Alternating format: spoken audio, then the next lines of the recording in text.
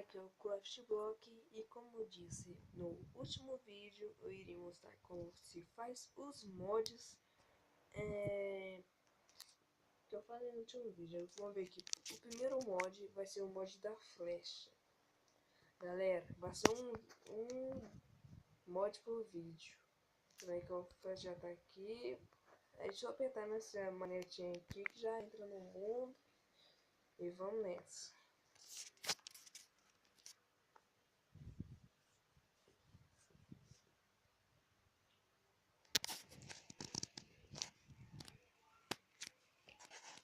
Ok.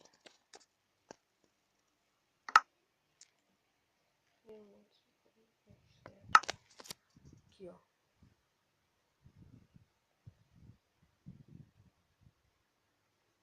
É o mod flecha explosivo criado por Minimax.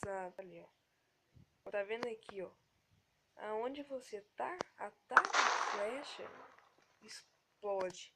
Se você quiser matar alguma coisa, você poderá matar facilmente, não atacando naquilo, mas atacando em volta daquilo, entendeu?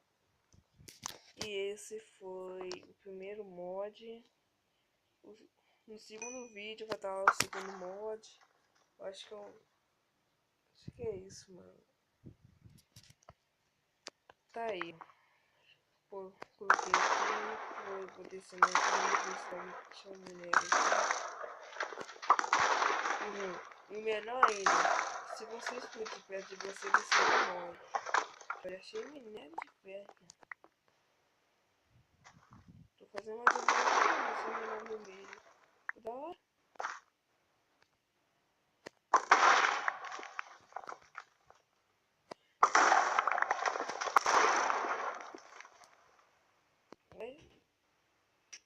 Vai a catástrofe que eu fiz.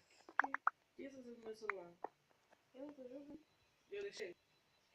Tá aí, esse é meu primeiro vídeo. Horas? Tô terminando o vídeo aqui. Falou, gente. Tchau.